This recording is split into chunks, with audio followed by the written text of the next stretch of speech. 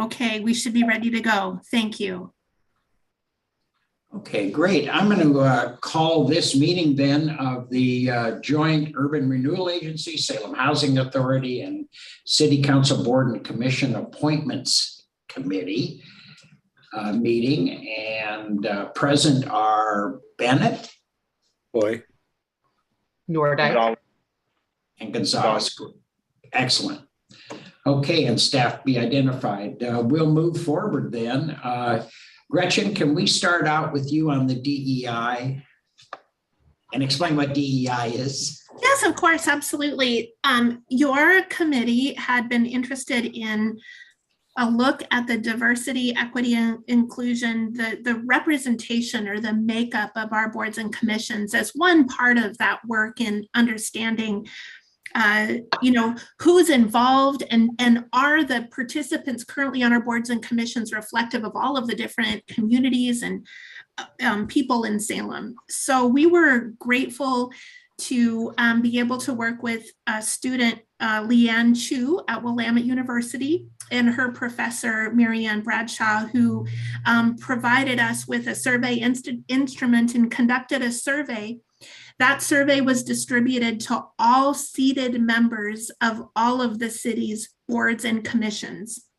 And this all happened back on the fall. Of course, it's a voluntary survey. We received complete responses from 64 members. And so that gave us some information to take a look at. Leanne was able to prepare it into a document. Yes. how many, what rate was that of response? How many did we send out? Oh, you would ask me that. What a logical what a logical question. I think we have about 160-ish currently volunteering with the boards and commissions. So actually, I think it's a pretty good sampling. About 30 some percent. Sounds like. Very good, great question. So the findings of the survey then were provided to one of our commissions, the city's Human Rights Commission, as this interest also aligned with their analysis they did last year, their equity asks, and one of the things they were interested in aligned with your committee's goals. So we invited them to take a look at the results of the survey. And so a summary of the analysis of the HRC is as follows, and then I'll see what questions or interests that you would have. Overall, they observed that more geographic diversity is needed. There appeared to have a disparate amount of some wards are more impact represented and others are less so. You've all noticed that, I think, in your work on this committee. They noted another example was we have many more people who are property owners serving than we have maybe renters or people who are even housing insecure. They moved quickly into suggestion mode and suggested that the awareness committee of the Human Rights Commission could be sharing openings more regularly with a diverse group of community-based organizations, and they'd like to offer their email strategy as a way to do that and the other ways in which they table and reach people. They also suggested finding ways to be more visible. Some of the people from different groups noticed that they kind of stumble upon the openings by accident. Is there some way to elevate the visibility of the openings? They suggested that it might help applicants if there could be a summary sheet of maybe 1 or 2 lines that describe each board or commission in one nice kind of one-pager to help people who might be generally interested in serving but unclear on all of the opportunities, and it saves them from clicking literally about 18 different times to discover the different boards. They recommended communicating with high schools to reach more youth, and we may be able to tap our current position that works with youth and young adults to help with that. And then the last thing is they suggested a quicker timeline between when the application is submitted and when they get a warm outreach from the liaison of the board that can answer substantive questions and provide a welcoming into the space and be able to adapt that to meet the applicant's needs. But that's a summary of the analysis provided by the Human Rights Commission. And I would just offer that as by way of update to you today, and then see if you'd have other questions. If you'd like to see the raw data, we can send you that document to give you a chance to peruse the results from the survey. So I'll pause there and see what questions or comments you may have. I would be interested in seeing that with the data. Same here. I'm supportive of the strategies that the Human Rights Commission has proposed. And I suppose we could, some other easy, free ways to help get the word out is to have perhaps somebody like Neighborhood Services reach out on Nextdoor. That's a popular mechanism for getting folks engaged that reaches a different audience. I really love the idea of contacting high schools. Nathan Schmidt was my intern, and he was on the Human Rights Commission as a youth representative. So I know that there's a passion and an interest for service from our high school juniors and seniors. So I would welcome expansion of that effort. A couple other suggestions, it would be pretty simple to add a 3-minute item to a city council agenda to sit once some of these things are out as part of a strategic kind of awareness campaign. Hey, here are the vacancies proposed. Here's where you can find the summary of what all these positions and what all these commissions do. And our mayor can encourage members of council when they speak to neighborhood associations and other groups, hey, make sure you mention that we have this information out there to help generate that word of mouth with the various community groups that we're speaking to. Thank you. I took notes on those. I'll make sure we get the information out to all of you on the committee. Any other suggestions or feedback? Hey, Gretchen, this is Jose. Thank you. The neighborhood association meetings, I don't know if this is a regular topic there, but might be good there because they're already involved. One of the things I realized through this, the board and commission application process, it's a little trickier than serving on most boards. So first timers very rarely, very rarely do I see them get accepted if there's someone more experienced with some kind of volunteering. I mean, a lot of the questions are regarding that. So it really makes sense for us to go after the people that serve on current nonprofits, and just maybe when we're asking, let's say Mano, for example, instead of saying, hey, go find some community members, say, hey, which of your current board members might be fit? Because at least there's some history there, some experience on. Because I can tell you, before I served on an official board, it was very intimidating. And this was late 20s, early 30s. I was very intimidated to serve on just a general community board. So I could imagine other people that have never been in. Thanks. Thank you. Okay. Very good. Thank you very much, Gretchen. And as you develop specific recommendations that involve any of us, let us know and we'll get going. Thank you very much. Will do. Thank you. Okay, we'll move forward then with the application requests and appointments. So we'll start off with Citizen Budget Committee. Okay. So we have, go ahead, Linda, you take us through these. Okay. Stacy has requested reappointment. She had been serving a partial term as the at-large representative. She is, however, a Ward 6 resident where we have a vacancy. So we thought we might move her, or with your recommendation, into that Ward 6 position and then leave the at-large position vacant. That would be the idea if you were to agree to that. And then there is Diane DeCarmo, who served briefly, who reapplied, and she is eligible for the Ward 3 vacancy. Okay. Yep, that works for me. Okay, great. Likewise. All right, we'll advance that one then to council. Mm-hmm. Next is the Civil Service Commission. I'm sorry, we have a request for reappointment, from Frank Pack. And then we have a partial term and a full term vacancy. And we currently have 2 applicants. One of the applicants, Mr. Fordham, had served on the Civil Service Commission before. He termed out, waited the necessary year, and then reapplied. So he's interested in serving again.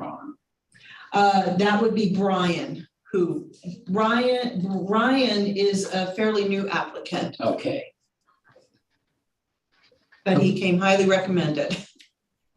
Well, I think I'd recommend, I'd just give you a recommend, kind of get us started. I'll do a quick recommendation. I would do the vacancies, the partial and full term.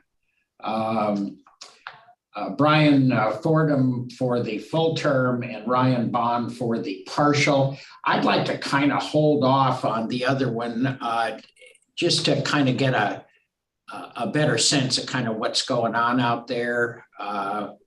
Make sure everything's going well. I concur with that, definitely. Okay. I'm all right with that too. Thank you. Yeah, I mean, I was really impressed with Mr. Bond's qualifications. Yeah. I mean, if it were me, I would give him the full term since he's not served before. But you know what? This is obviously a majority vote, so. Well, just a sec. You're on. Maybe you're on the right track here. Finding a majority. What about Mr. Bond for a full term, Mr. Fordham for a full term, and leave the partial open and give us a chance to maybe get someone kind of new that hasn't done this before. We can kind of go out and take a look, see if we can find that person. I think that's a great idea. That would be a possibility. That'd be okay? Yeah, Thank that you. works for me. Thank you, Counselor. That was helpful. Okay, you got that? I am getting it. Thank you. Jose, you okay? Good on my end, yeah. Okay, great. Thank you. Okay, we'll move that one forward. Downtown Advisory Board. Go ahead. Okay, we have 4 current applications. All 4, according to the staff liaison, would qualify for the full terms representing the business or property owner. None of these 4 qualify for the real estate development or banking financial professional. So that partial term would need to remain vacant for the time being. Okay. I have one thought. I actually have 2 thoughts on this one. I'll just share them and kind of see what you guys think. Jim Vu, it sounds like, would be eligible for the West Salem Advisory Board, and we just don't have applicants coming in on that board, and having an experienced person become available for that was very attractive, and apparently he would be eligible for that if I understand his circumstance. Any thoughts? Chris, do you have any thoughts on that? I think that would be great as long as he's interested in that. We would want to certainly confirm that. But yeah, I'm not certain that he still qualifies for Downtown Advisory Board, unfortunately. Yeah. I do know Chrissy is available and fills it. And the reason I'm saying we only have one woman who is leaving, and I really think we ought to get continue to have at least one woman on there. I wish we had another female applicant. It makes me a little uncomfortable that we're pretty well stacked high with young 40-year-old or so white guys. It's just too many, and we're not getting that diversity we might be looking for. And we might want to take just a closer look, see if we can reach out for that and get it a little broader in its representation. Mm-hmm. Well, I am, yeah. Oh, sorry, Mr. Mayor, I hate to interrupt people. I'm supportive of appointing Miss Birch, excuse me. I will say I have served on the YMCA board with Rory McManus, and he is a very energetic, dedicated person. I've been consistently impressed with his leadership at the YMCA board. So I am confident that when he decides to apply for a board, he throws all of his passion and expertise into it. So I would think he'd make an outstanding member to the Downtown Advisory Board. Great. Would you then be for one of the full terms for him? Is that kind of what Yes. you're, okay. If I got this right. So we'd have him and Chrissy, and we'd still have a full term position available to look at when we meet again in September. Would that be okay? Jose, are you okay with that? Yeah, I'm okay. Totally. Great. Okay.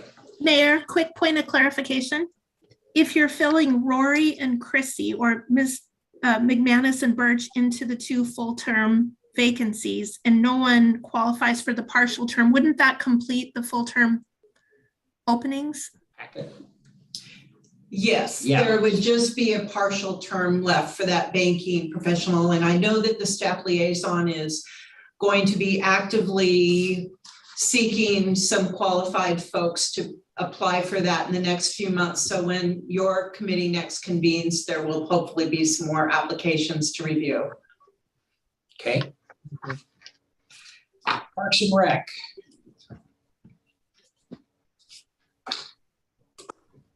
One partial term expiring at the end of this year, and then the full term for an agricultural expert. We do not have any current applications for that position, but the partial term position, the one applicant has evidently been engaged with the group, and the liaison has been impressed with her and thought she would be a good addition should you agree to advance her. I know Debbie Miller quite well. I think she'd be a great addition. Great. Okay. Yeah, she would. Okay. Jose, you okay? Yes, sir. Okay. And we're going to continue to look for that arboriculturalist. We do have one in our pocket if we have to, if we can talk him into it again. Starting next year. Yeah, Woody, what's Woody's last name? Woody Dukes. Woody Dukes, yeah. Mhm. Woody will be eligible again in January, so you all can take a look at him. But he's been involved in this role or this type of role for absolute decades now, and really done a good job helping us with tree policies. So I just suggest he's a good guy out there at least. Mhm. Okay, Public Library Advisory Board. These folks have, oops, go ahead. Oh, I will just give you a quick Okay. and dirty. We have 2 full-term positions. These are 4-year terms for the library board. 2 full-term positions and 1 partial term expiring next June. They did a little outreach a couple of months ago, and we got a kind of a flurry of applications in. And I do know that the liaison has met with all of them. So, and she had some recommendations, but we're looking at Joseph Romero, Mandy Davies, and David Levy. Those were the 3 she and said all were good. And so not a problem here. These are the ones she thought were most engaged and most would be real interesting. So. So I was pretty impressed with Mr. Romero's application. Yeah. And it's not just that he would improve compliance with our DEI principles. He has his qualifications are really impressive. I was just, he's been involved with the art fair, World Beat Festival, Saturday Market, and a variety of other operations that aren't necessarily library specific, but they engage with the library in different ways. So I was very impressed with him. David Levy also stuck out to me because I love the fact that he was involved in a completely different library system. Maybe there's lessons learned that he can share from having that expertise working with the libraries in Alaska. So he particularly jumped out at me also. And I mean, we have an embarrassment of riches. All these candidates would be involved. I thought these two would be great. I'm familiar with Miss Davies, but she has a lot on her plate right now. So that was my only hesitancy to appointing her to this board. Anyway, these are all great folks, but I think if I had to lobby for just two, it'd probably be Mr. Levy and Romero. And then we have a partial. Do you want to see how Ms. Davies, Dr. Davies does? I'm not sure which she is. Would do with a partial, see if this is something that would interest her and she can find time to attend. We certainly could. Another candidate that struck me was Mel Fuller. Mel Fuller has been running Meals on Wheels, very engaged with our seniors and Center 50 Plus. And that is an incredibly important constituency that accesses our library heavily, not just visiting the library directly, but audiobooks and other materials is really important. So it's a tough call. I'd love to hear other thoughts on this, though. The other thought on Mel Fuller is there's a geographic representation that's a Ward 5 applicant, which is something that we need to improve on. I know from Wards 5 and 6, we are. So I would give the nod to Mel Fuller. Okay. Personally. Say Fuller and Romero, definitely. And Levy. Any problems with, I'll go with you on Levy for sure. Okay. So did I, just to make sure I understood you, so we're talking the 2 full terms to Romero and Levy, moving forward, advancing them to that, and then Mel Fuller for the partial? For now? That sounds good. Okay. Does that work okay? Very good. Thank you. Thank you. Well, what we have left is one West request Salem. for reappointment for the West Salem Redevelopment Advisory Board, Samantha Ross, and then we've got a couple of, not an on full-term position, but a 1 full-term position. Thank you for my typo there. And there are no current applications, so it would be just to consider Samantha for reappointment.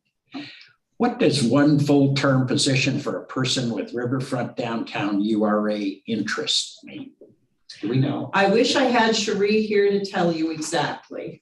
Well, She that would is sure the fit expert. VU to it. And that's what I'm going to follow up on, is to see, it sounds like he may qualify for that. So I would like to confirm with the experts over in UD. Mm-hmm. Yeah, he would be really, I mean, that'd be just perfect. If I was to determine that he qualified for that position, would you like for me to email you and get some kind of an approval and then advance him in that position? If that was, and it obviously we'd have to have somebody reach out to him too, but if we could connect all the dots. Yeah, sounds good to me. Yeah, Fine with definitely. me. Okay. Okay. So Samantha Rose gets reappointment. Okay. And we'll go to work on Jim Boo, see if he can fill that slot. Okay, and is there anything else you'd like to go over? Okay, then we're adjourned. Thank you very much.